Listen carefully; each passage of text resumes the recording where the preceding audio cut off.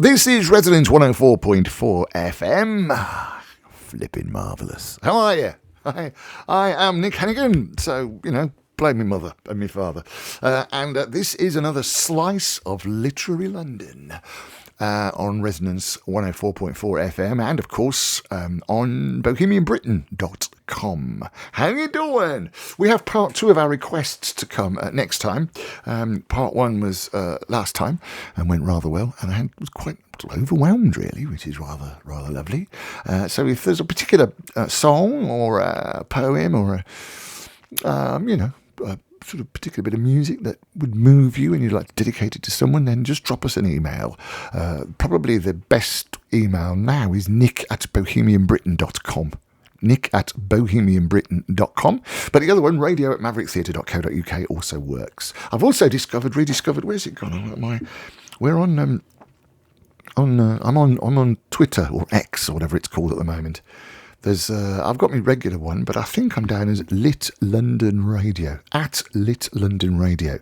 So so if you're on X, Twitter, just go and have a quick look, and if I am there, like me and say hello. Yes, you are on there, @Lit London Radio. It's all a bit of a mouthful, isn't it? Eh? Yes. Anyway, I hope you had a good week. We're going to be sort of talking about someone who really, was a huge name in London, but was actually born in Ireland.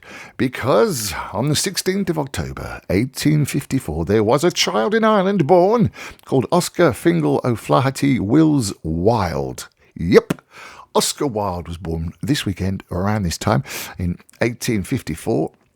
Of course, everyone knows the name Oscar Wilde, don't they, really? He was writing in different forms. When he first started writing, he was writing in different forms through the 1880s. But he went on, of course, to become one of the most popular playwrights in London, here in London, in the early 1890s. He's best remembered probably for his epigrams and plays. His novel, of course, also made into a film, The Picture of Dorian Gray. And, of course, perhaps most notoriously, the circumstances of his criminal conviction for gross indecency, as it was called in those days, for quote, consensual homosexual acts. Yeah, it was one of the first kind of celebrity trials, as it was billed at the time.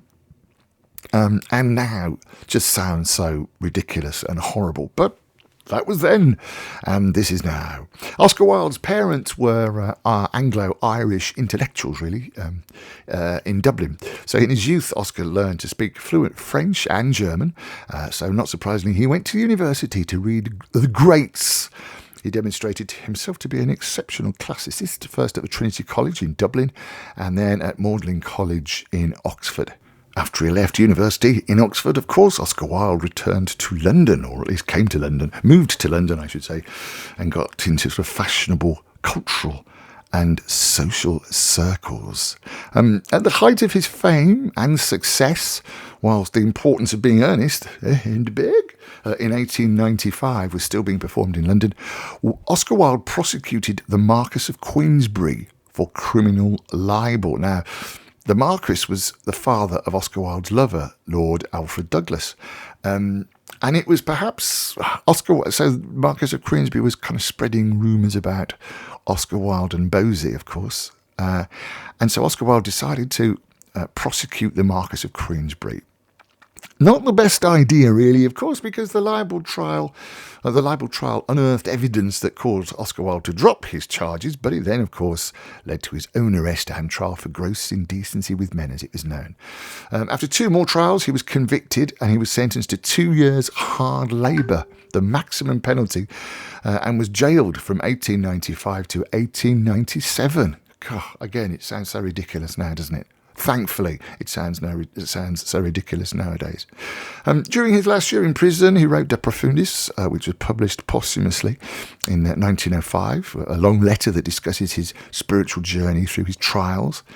It forms a sort of a dark counterpoint, really, to his earlier philosophy of, pleasure and some of the great quotes he came out with, which I might share with you in a minute. On his release, Oscar Wilde immediately left for France and never returned to Ireland or Britain.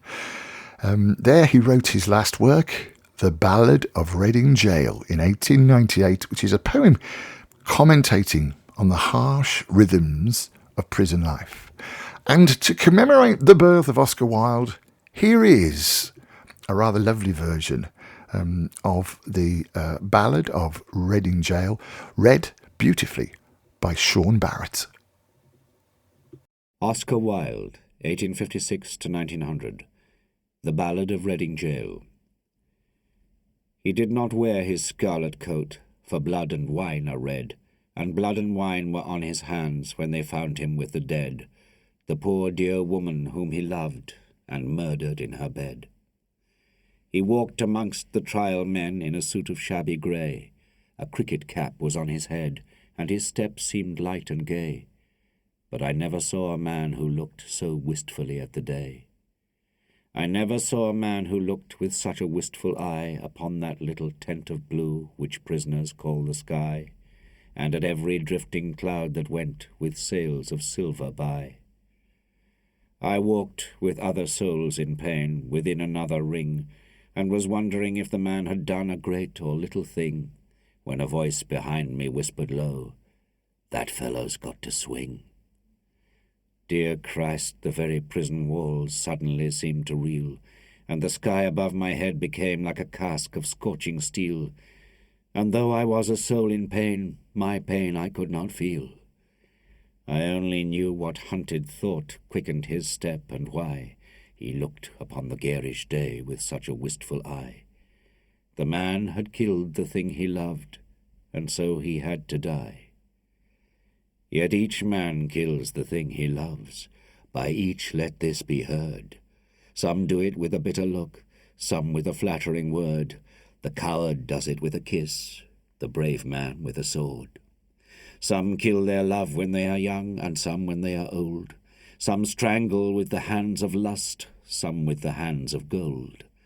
The kindest use a knife, because the dead so soon grow cold. Some love too little, some too long, some sell and others buy. Some do the deed with many tears, and some without a sigh. For each man kills the thing he loves, yet each man does not die. He does not die a death of shame on a day of dark disgrace, nor have a noose about his neck, nor a cloth upon his face, nor drop feet foremost through the floor into an empty space. He does not sit with silent men who watch him night and day, who watch him when he tries to weep and when he tries to pray, who watch him lest himself should rob the prison of its prey. He does not wake at dawn to see dread figures throng his room, the shivering chaplain robed in white, the sheriff stern with gloom, and the governor all in shiny black with the yellow face of doom.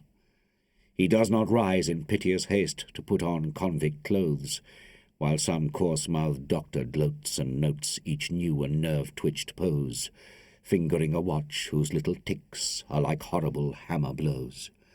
He does not know that sickening thirst that sands one's throat before the hangman with his gardener's gloves comes through the padded door and binds one with 3 leathern thongs, that the throat may thirst no more. He does not bend his head to hear the burial office read, now while the anguish of his soul tells him he is not dead, cross his own coffin as he moves into the hideous shed. He does not stare upon the air through a little roof of glass. He does not pray with lips of clay for his agony to pass, nor feel upon his shuddering cheek the kiss of Caiaphas. 6 weeks our guardsman walked the yard in the suit of shabby grey. His cricket cap was on his head, and his step seemed light and gay. But I never saw a man who looked so wistfully at the day. I never saw a man who looked with such a wistful eye upon that little tent of blue which prisoners call the sky, and at every wandering cloud that trailed its ravelled fleeces by.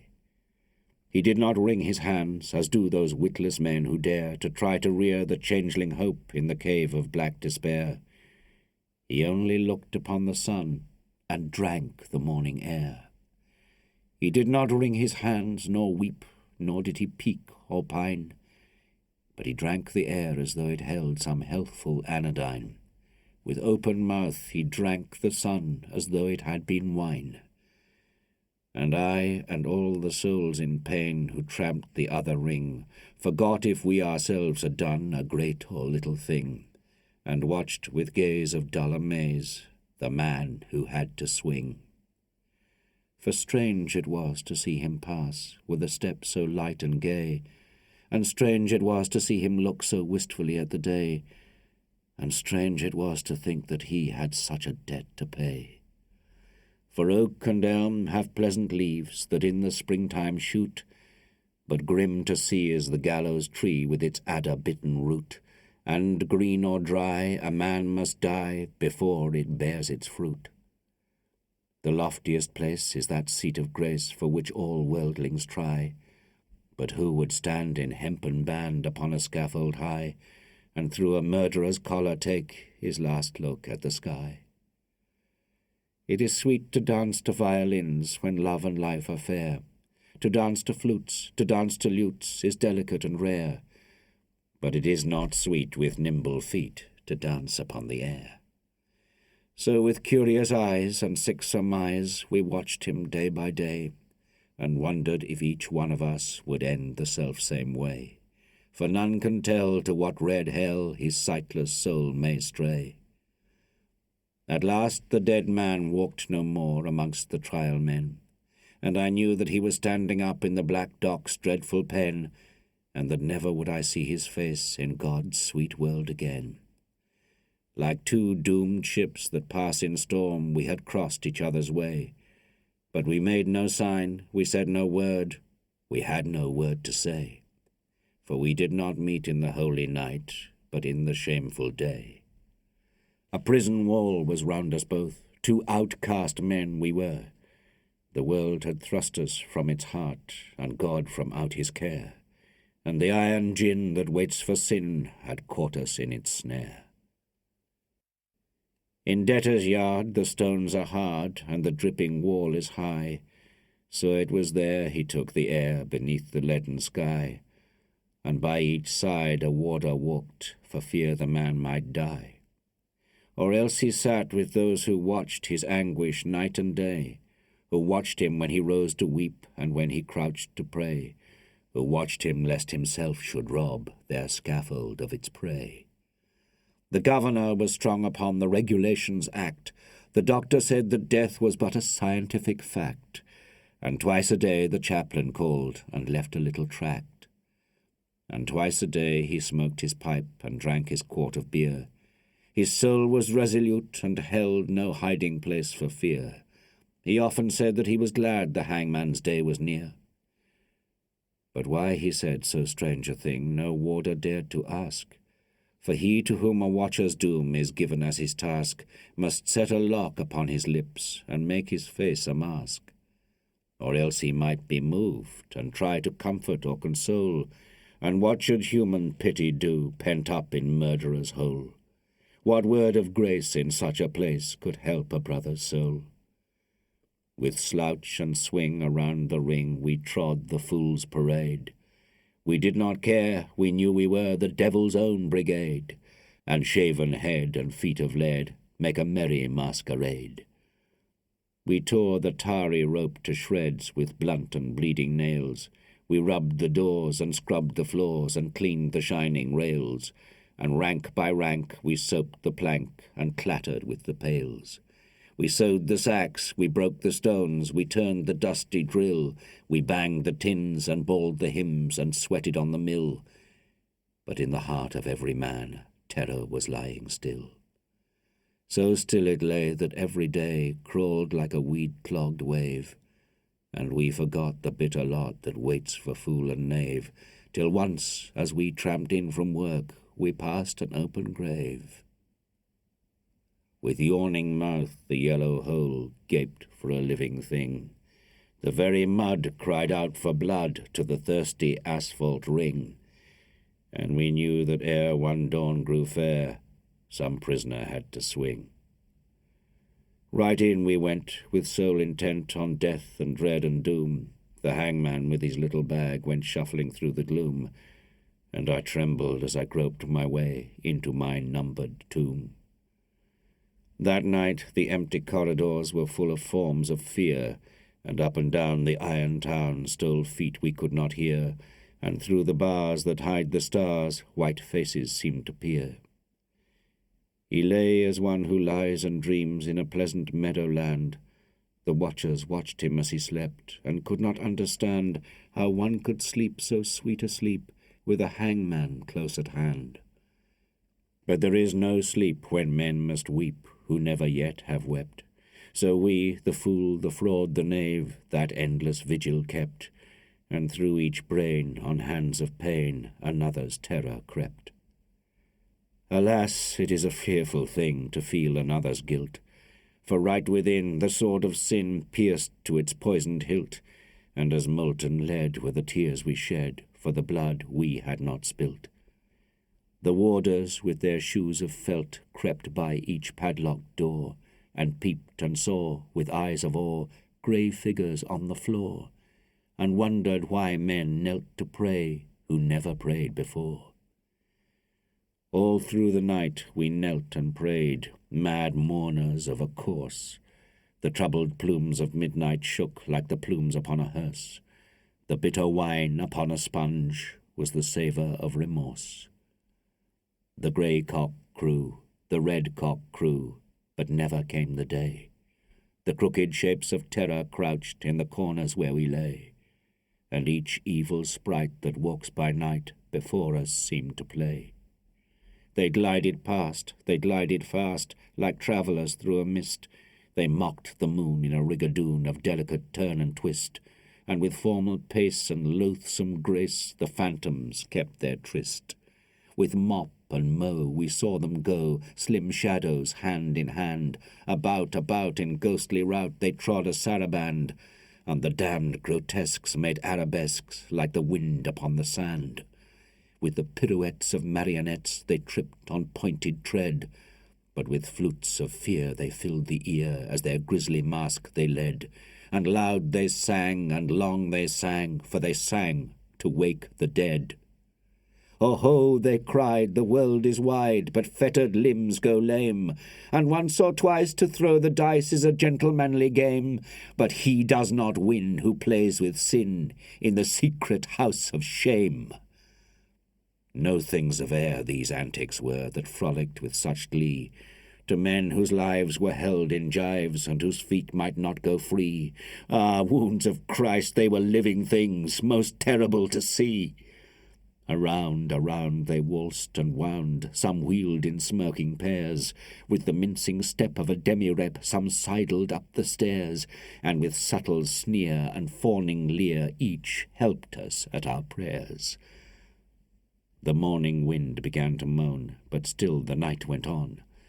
Through its giant loom the web of gloom crept till each thread was spun, and as we prayed we grew afraid of the justice of the sun.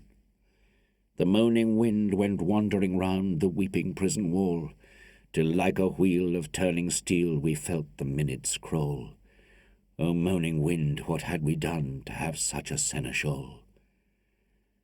At last I saw the shadowed bars, like a lattice wrought in lead, move right across the whitewashed wall that faced my three-plank bed, and I knew that somewhere in the world God's dreadful dawn was red. At 6 o'clock we cleaned our cells, at 7 all was still, but the sough and swing of a mighty wing the prison seemed to fill, but the Lord of Death with icy breath had entered in to kill. He did not pass in purple pomp, nor ride a moon-white steed. 3 yards of cord and a sliding board are all the gallows need. So with rope of shame the herald came to do the secret deed. We were as men who through a fen of filthy darkness grope. We did not dare to breathe a prayer or to give our anguish scope. Something was dead in each of us, and what was dead was hope. For man's grim justice goes its way, and will not swerve aside. It slays the weak, it slays the strong, it has a deadly stride. With iron heel it slays the strong, the monstrous parricide. We waited for the stroke of 8, each tongue was thick with thirst. For the stroke of 8 is the stroke of fate that makes a man accursed, and fate will use a running noose for the best man and the worst.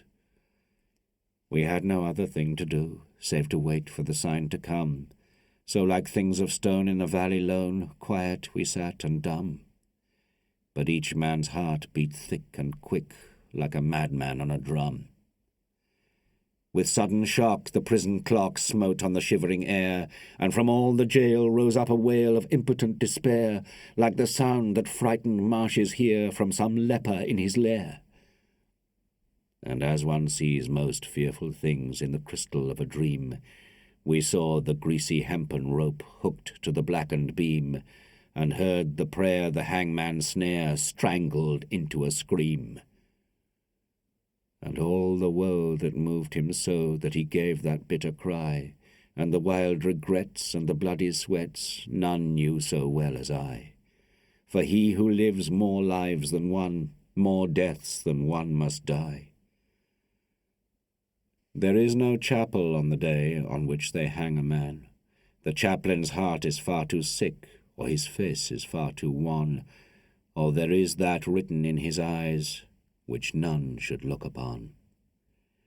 So they kept us close till nigh on noon, and then they rang the bell, and the warders with their jingling keys opened each listening cell, and down the iron stair we tramped, each from his separate hell. Out into God's sweet air we went, but not in wonted way, for this man's face was white with fear, and that man's face was grey, and I never saw sad men who looked so wistfully at the day. I never saw sad men who looked with such a wistful eye upon that little tent of blue we prisoners called the sky, and at every happy cloud that passed in happy freedom by.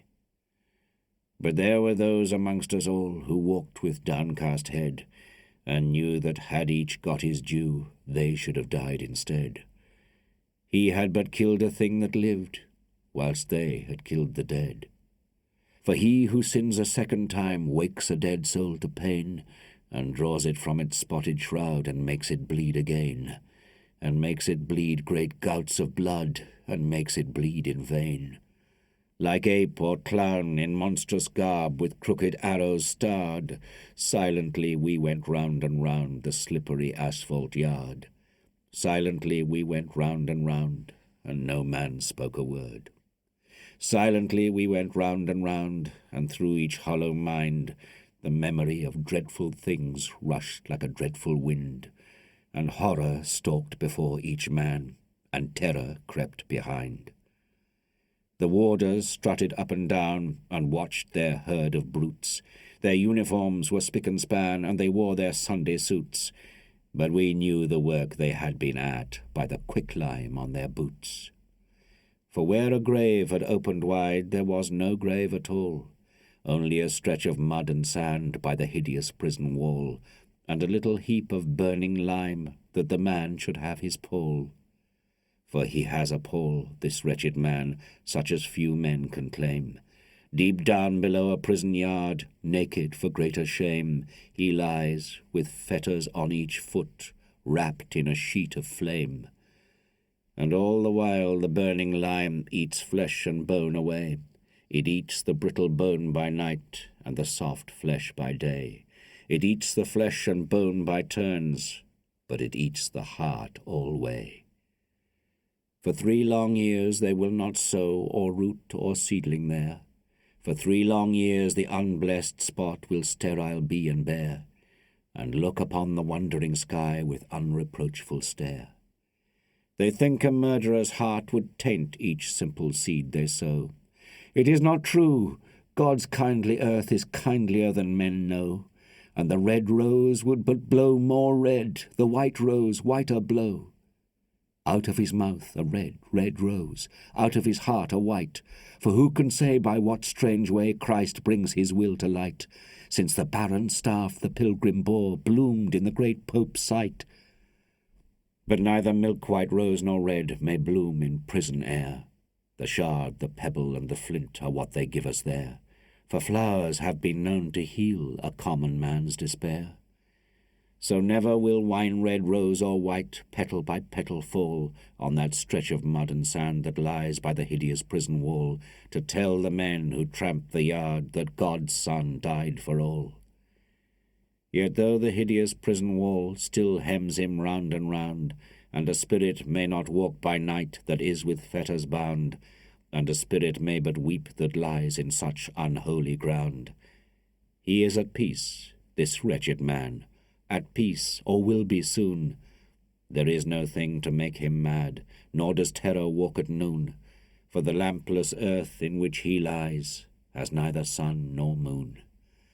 They hanged him as a beast is hanged, they did not even toll a requiem that might have brought rest to his startled soul. They stripped him of his canvas clothes, and hid him in a hole. The warders stripped him of his clothes, and gave him to the flies. They mocked the swollen purple throat, and the stark and staring eyes, and with laughter loud they heaped the shroud in which their convict lies. The chaplain would not kneel to pray by his dishonoured grave, nor mark it with that blessed cross that Christ for sinners gave, because the man was one of those whom Christ came down to save. Yet all is well, he has but passed to life's appointed bourne, and alien tears will fill for him pity's long broken urn, for his mourners will be outcast men, and outcasts always mourn. The Ballad of Reading Jail by Oscar Wilde, and was celebrating the fact that it was his birthday. Well, this weekend, it's kind of Oscar Wilde's birthday weekend. He, as I mentioned, he left, he went to France, I should say, after he was released from Reading Jail. Never returned to England, but I think he's probably best known for some brilliant quotes. I've got a few here. This is from Lady Windermere's Fan in 1892. "We are all in the gutter, but some of us are looking at the stars." Another one from Lady Windermere's Fan. "Always forgive your enemies. Nothing annoys them so much." Another one. "Be yourself. Everyone else is already taken." And I quite like, "To love oneself is the beginning of a lifelong romance." Brilliant. Was it another quote I quite like from Oscar Wilde? It's not his famous one, but "Only dull people are brilliant at breakfast." I can kind of relate to that, as I tend to write quite late at night, and, I'm not comparing myself in any way, shape or form with Oscar Wilde. Although, of course, my version of A Christmas Carol is opening off-Broadway this year. Yeah. In fact, if you've got a cheap room you can loan me in New York in December, just, get in touch, yeah? The email address, as always, for everything else, not just a room in New York, because my A Christmas Carol with Guy Masterson is opening off-Broadway at the Soho Playhouse. That's slightly ironic, isn't it? Bear in mind the London Literary... Oh, sorry about that, I should have turned that off. Sorry. The London Literary Pub Crawl runs around Soho in London. Yes, the Soho Playhouse, yes, my A Christmas Carol is going to be there. I'm hoping to get over there in December. So, yeah, if you've got a place, then let me know. Or, of course, if you'd like to get in touch about anything, then do. 2 email addresses. I've got one sorted now. It's nick@bohemianbritain.com. nick@bohemianbritain.com. Or you can still use radio@mavericktheatre.co.uk. radio@mavericktheatre.co.uk. It's always lovely to hear from you. And again, if you've got an event or you've written something yourself, then just get in touch and we'll give it a shout, because it's as easy as all that, ain't it? Yes, it is. Thank you very much for your company this time. I shall see you next time. I'm Nick Hennegan on bohemianbritain.com, but mainly this is Literary London on Resonance 104.4 FM.